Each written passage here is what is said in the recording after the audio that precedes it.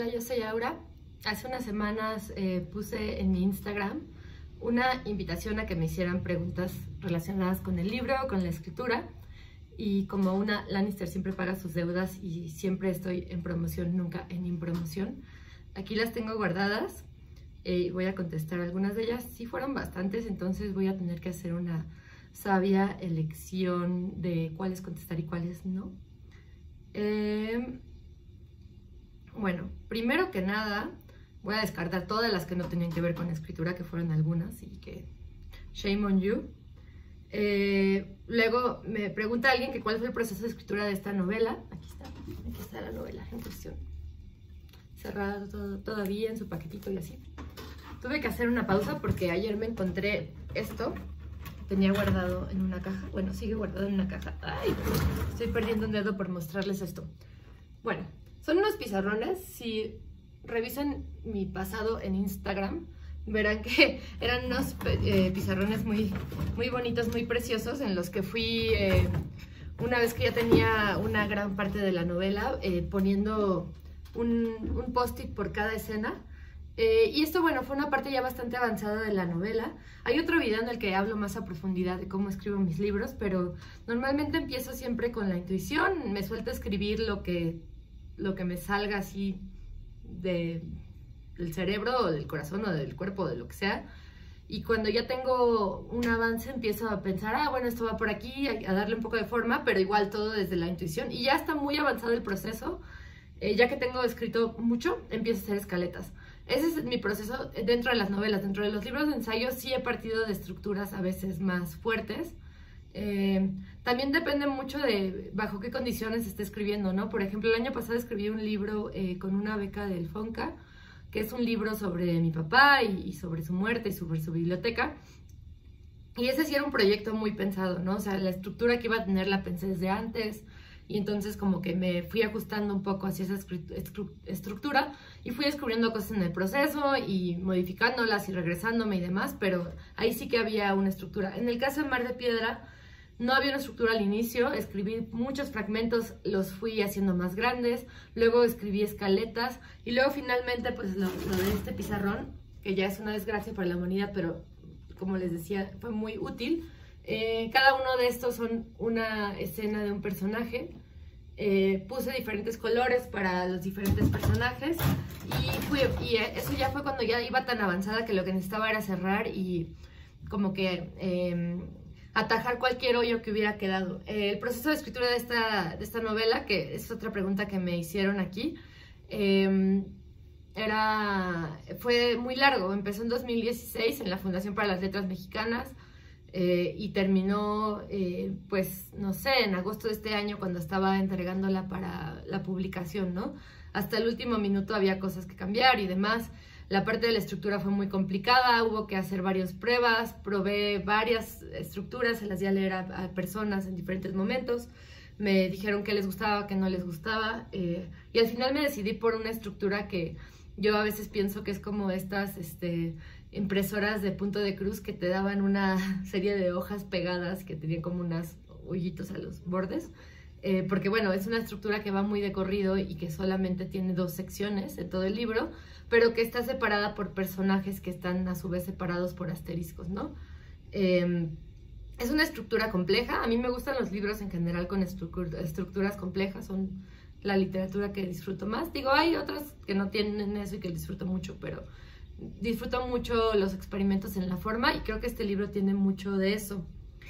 Y lo de si escribía con un plan, no, la verdad es que no escribía con un plan. Sí escribí este libro principio con 2 becas, entonces pues sí había que hacer entregas y pues era como acorde a eso que yo trabajaba, pero no eran entregas que me dijeran como tienes que llegar hasta acá o tienes que llegar hasta allá. Todos estos digamos que fechas límites y demás me las acabé poniendo yo, excepto claro la de la publicación, que esa sí ya era es ahora porque es ahora. Luego me preguntan cuánto tiempo me tomó acabarla, pues esos 6 años, desde la primera palabra hasta la última. Y cómo fue que empecé a escribir, también de esto ya he hablado un poco. y tiene que ver con que yo quería hablar de violencia íntima y entonces esta novela partió de eso, de violencia íntima entre parejas, pero también entre amigues y también entre pues el mundo en general, ¿no? No la violencia más estridente, sino la violencia que ejercemos y que nos ejercen y que es la que nos atraviesa en la vida cotidiana más, ¿no? O sea, sí puede haber grandes actos de violencia desde un asalto hasta cosas más graves, pero la violencia con la que nos enfrentamos todos los días es la violencia que parte de traumas y de dolores y de miedos y que no tiene tanto que ver con un deseo de hacer un daño generalmente, sino que tiene que ver con procesos incontrolables de la psique que a veces nos hacen herir sin querer hacerlo, ¿no? Y de vuelta, ¿no? Y pues que nos hieren de otras personas y demás. En ese sentido, creo que esta novela tenía algo que ver con El día que aprendí que no sé amar, porque también es un libro del día en el que intento hablar desde la intimidad y desde todas las cosas que conforman nuestra intimidad, aunque en Mar de Piedra pues me era muy importante tener personajes que se cuestionaran cosas, pero no tanto, que tuvieran como límites, o sea, que tuvieran límites a su introspección, y cada personaje tiene un límite diferente. Sofía tiene muy buena introspección, pero Luciano a su vez tiene un montón de incapacidad para verse hacia adentro, porque no quiere verse hacia adentro, no quiere reconocer las cosas que ha sido y que ha hecho. Y Ana es un personaje muy autodestructivo, ¿no? Pero que al mismo tiempo siempre va para adelante y siempre va corriendo. Entonces se trataba de construir diferentes subjetividades, eso me era importante. También me era importante hablar de las cosas que me estaban rompiendo el alma en ese momento, que eran los feminicidios, la violencia machista, pero también las desapariciones. Y al final, con el paso de los años, aunque sí es un libro que trata la violencia machista y que trata de feminicidios de manera indirecta, también es un libro que trata más bien de la violencia en general en las estructuras, ¿no? Y en la intimidad. Y creo que es de lo que más habla, de la violencia desde la intimidad. Bueno, luego tengo por acá, ¿consideras que la estructura es difícil en un acercamiento de un lector normal? Interesante pregunta. Creo que es una estructura poco común, es una estructura poco convencional, es una estructura que reta. Al inicio especialmente, creo que después de que descubres a los personajes, que debe ser pues pronto, o sea, es en las primeras páginas, ya no tiene tanta dificultad. Porque, bueno, al principio pues tienes que saber quién habla, ¿no? Inicia el primer fragmento, que es un fragmento de Ana corriendo entre las estatuas. El segundo fragmento es un fragmento de Sofía ya en medio de una acción. Y luego el tercer fragmento es uno de Luciano, bueno, entre asteriscos, pues. De Sofía hay varios fragmentos de corrido que plantean su nueva relación con Nulani y demás. Entonces es una novela que no tiene una estructura del todo convencional, y en ese sentido pues sí, siempre es un reto entrarle a una novela que esté escrita con sus propias reglas, digamos, pero yo creo que una vez que entras ya no tiene esas dificultades. Bueno, esa es mi opinión, pero bueno, pues yo soy la autora, yo qué sé, ¿no? O sea, creo que hay que entrarle y ya una vez que le entras pues ya suceden otras cosas. Lo que está relacionado con otra pregunta que me mandaron, que es ¿por qué los fragmentos y qué opinas de la escritura fragmentaria? Que es una pregunta que me encanta porque, bueno, quienes hayan leído mi primera novela, Anticité, Artefacto Dentado, y un poco El día que aprendí que no sé amar, también tiene esto. A mí me gusta mucho la escritura fragmentada y siento que es una escritura muy afín a la manera en la que vivimos actualmente, en el sentido de que pues nuestra vida está compuesta de pequeños fragmentos y escisiones, y las redes sociales son eso. En un solo timeline ves 20 cosas diferentes, un mensaje al lado de otro que no tiene nada que ver, de otro que no tiene que ver, discusiones inconclusas que se acaban complementando de maneras misteriosas y demás. Y bueno, además yo estudié letras clásicas y estudié mucha literatura fragmentaria. Mi tesis de licenciatura fue sobre un texto muy, muy fragmentario, que son las sátiras menipeas de Marco Terencio Barrón. Es un tema que pues me ha gustado desde hace mucho porque tiene que ver con la manera en la que reconstruimos lo que está incompleto o lo que no está de manera lineal. A mí en general me gusta que mis novelas reten a quien las lee, o que más que retarlas, que les permitan un espacio para resolver misterios, para completar lo que no está dicho de manera explícita.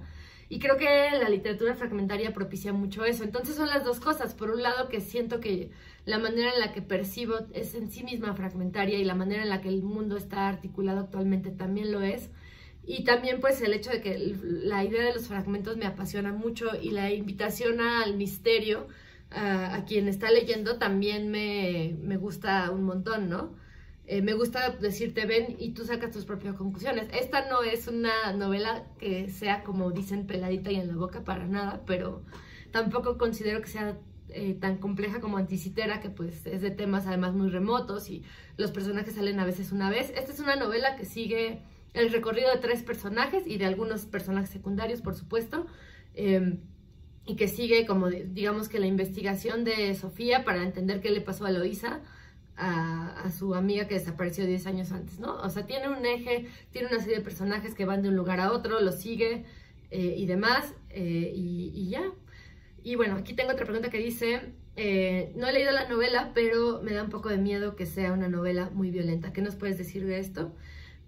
Yo creo que comparado con otras novelas que hablan de temas violentos, esta no es muy violenta en el sentido de que no es muy gráfica, no tiene ninguna escena que sea como explícitamente violenta, no hay ningún ensangrentado tirado en el suelo o algo así, para nada. Es una novela que más bien habla, como les decía, de violencia íntima, pero claro que sí está relacionada con temas muy fuertes, como las personas desaparecidas, la violencia que tiene que ver con la diferencia, no solamente con la machista, sino también con pues otros tipos de violencia que se verán mientras leen el libro, si es que lo leen.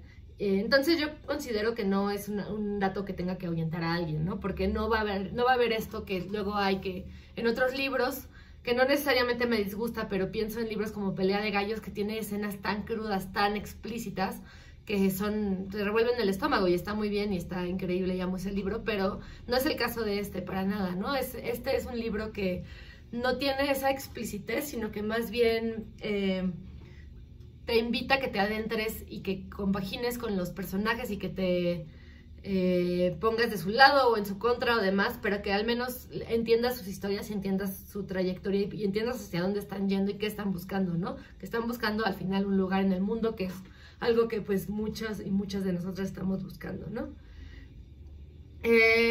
Luego, pasando a una muy concreta, dice, Ana y Sofía sobreviven sus conflictos porque no se entregan al esoterismo de los matangs como Luciano. Pues no sé si es eso, es una interpretación, una forma de ver.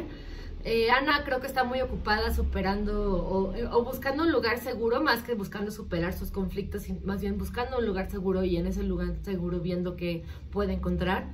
Y entonces no tiene tiempo de pues encomendarse a nada esotérico. Y a Sofía pues más bien vive una enorme ruptura con el esoterismo. Cuando pudo haber creído en eso se encontró con la desaparición de Sofía y por lo tanto no puede fiarse de eso, pero pues tampoco es que no sea una persona del todo autodestructiva, ¿no? Yo creo que es un personaje bastante autodestructivo, bastante culpígeno, pero bueno, no me gusta hacer la interpretación de manera tan explícita de los personajes, me gusta que cada quien lo lea así. Muchas gracias por tu lectura y por haber hecho una hipótesis. Estoy en cierta medida de acuerdo con esa hipótesis. Me preguntan por qué decidí escribir una distopía e influencias literarias para entrarse en ese género. Decidí escribir una distopía porque en principio ni siquiera pensaba que fuera eso, ¿no? O sea, empecé a escribir y eso salió, como decía Andrea Chapela en la presentación, yo creo que es más bien una ucronía porque es un mundo paralelo, no tanto un futuro posible. Y me parece que además los géneros no realistas son espacios perfectos para crear crítica hacia el mundo en el que vivimos, pero también para crear mundos que viven por sí mismos y que nos pueden remitir algunas cosas de nuestra propia psique que ya no vemos, ¿no? O cosas que incluso suceden en nuestra realidad que ya tampoco vemos, que nos ciegan. Siempre me ha parecido que los géneros no realistas nos hablan a profundidad de las cosas más realistas y más crudas de nuestra sociedad. Y pues me parecía una manera muy poderosa de explorar el tema de las desapariciones o de lo que ya no está, o incluso de la manera en la que vemos a las otras personas desde nuestra propia perspectiva y más desde la fantasía que desde la realidad. Las estatuas son una metáfora también de eso, ¿no? Cuando Luciano se acerca a la estatua a la que se acerca, pues hay algo de eso también. Luego tengo algunas preguntas que ya no tienen tanto que ver con el libro, que tienen que ver con Velasco Arán, algunas cosas que me comentan de la serie. Muchas gracias, me gustó mucho adaptarla, sí. Me preguntan que qué otro libro me gustaría adaptar. Uy, no, pues hay un montón de libros que me encantaron, que me gustaría mucho adaptar.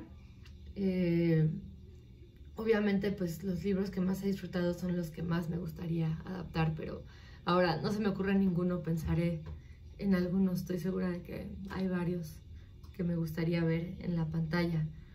Obviamente me gustaría adaptar esta, aunque no sé si yo podría porque estoy demasiado cerca del tema. Y bueno, me pregunta que si escogí Madero por alguna jiribilla, aquello de hablar con los muertos sobre el destino. No lo escogí por eso, pero después me pareció, y en parte viendo la película de Iñárritu, bueno, que hay una escena que además es muy parecida a mi novela, en cierto sentido simbólico, que bueno, si no han visto Bardo, pues ahí quien lo haya visto se habrá dado cuenta, porque de hecho ya me han escrito varias personas para decirme eso, además de la primera persona que me comentó de que había una escena parecida a la novela. Pero bueno, sí tiene todo este simbolismo de todo lo que ya no está ahí, ¿no? O sea, todo lo que está enterrado debajo de las calles coloniales del centro. Pero elegí Madero porque era una avenida extremadamente transitada, extremadamente conocida por todas las personas que viven en esta ciudad y muy recorrida, al menos por la gran parte de la población. Yo la recorrí muchísimo cuando era adolescente. Era un lugar al que iba un montón, el centro. Yo vivía al norte de la ciudad, en Gustavo Madero, y entonces pues el centro era como mi lugar para ir a pasear a veces, ¿no? Con mi novio y así, de ese tiempo pues. Entonces, bueno, en parte por mi relación personal, pero en parte también porque me interesaba mucho tener una geografía paralela de la Ciudad de México, y para hacerlo me pareció muy fuerte tener un lugar que está tan vivo en nuestra realidad y que estuviera totalmente muerto en la realidad que describe esta novela, y Madero me pareció perfecta para ello.